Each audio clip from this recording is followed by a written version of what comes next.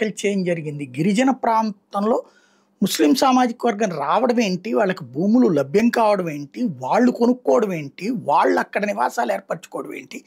ఎలా సాధ్యమైంది? 170 యాక్ట్‌తో ఇక్కడే మనం నానా తిప్పలు పడుతుంటే అంటే అధికారుల అవినీతే దీనికి కారణం అన్నటువంటిది తాజాగా తేలింది. ఒక అధికారిని చేసినటువంటి తప్పు మొత్తం ప్రాంతాన్ని సర్వనాశనం చేసేటటువంటి ప్రయత్నం జరిగింది అన్నటువంటి విషయం తేలింది. నూపూర్ బోరా భూ కుంభకోణం కేసు అనాలి దీన్ని. అస్సాం రాష్ట్ర రాజకీయ శాసన వ్యవస్థను కుదిపేసినటువంటి కేసుగా నూపూర్ బోరా అవినీతి కుంభకోణం ఆరోపణలు నిలుస్తున్నాయి. 2019 బ్యాచ్ అస్సాం సివిల్ సర్వీసెస్ అధికారిని అంటే రీసెంటే ఆయన నూపూర్ బోరా 36 గోలాఘాట్ సెప్టెంబర్ 15, 2025 ముఖ్యమంత్రి స్పెషల్ విజిలెన్స్ సెల్ చేత అరెస్ట్ అయింది.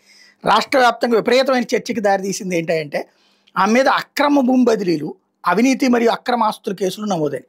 నూపూర్ బోరా గతంలో డైట్లో లెక్చరర్గా పనిచేసి 2019లో ఏసీఎస్లో చేరారు, అంటే అస్సాం సివిల్ సర్వీసెస్లో.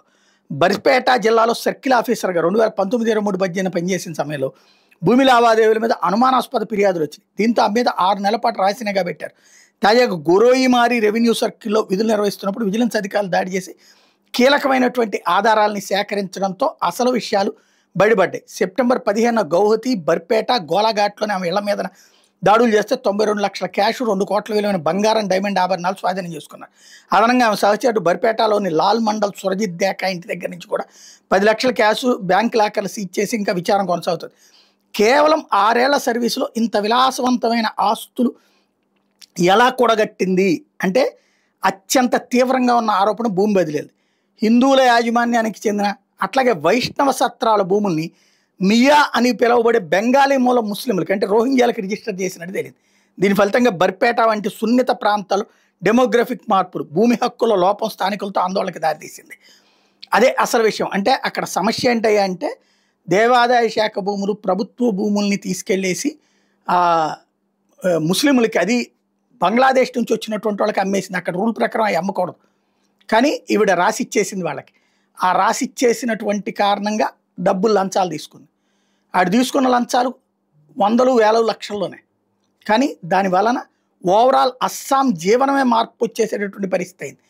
ఆ కృషక్ ముక్తి సంగ్రామ్ సమితి నేత అఖిల్ గొగోయ్ ఇదే విషయాన్ని సీరియస్గా ఆరోపణ చేశారు.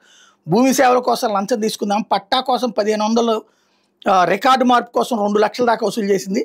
బర్పేటలో బహుళ అంతస్తును కూడా అక్రమంగా సురజిత్ దేకాతో కలిసి కొనుగోలు చేసింది అన్నటువంటి విషయాన్ని హైలైట్ చేసింది. అస్సాం ముఖ్యమంత్రి హిమంత బిశ్వ శర్మ కూడా ఈ అంశం మీద సీరియస్గా స్పందించారు. నూపూర్ బోరా మీద పూర్తి సాక్ష్యాలతో అరెస్ట్ చేశాం, రెవెన్యూ శాఖలోని అవినీతి నిర్మూలించేందుకు ప్రభుత్వం కఠిన చర్యలు తీసుకుంటుందని ప్రకటించారు. విజిలెన్స్ సెల్ రిజిస్టర్ చేసిన 25వ కేసు ఇది కావడం ఇక్కడ కీలకమైనటువంటి అంశం. ఇందులో అత్యంత కీలకమైనది ఏంటంటే బంగ్లాదేశీలు లేకపోతే మయన్మార్ రోహింగ్యాలు అక్కడికి వచ్చి ఎట్లా సెటిల్ అయ్యారనేది బయటపడిన అంశం ఇది.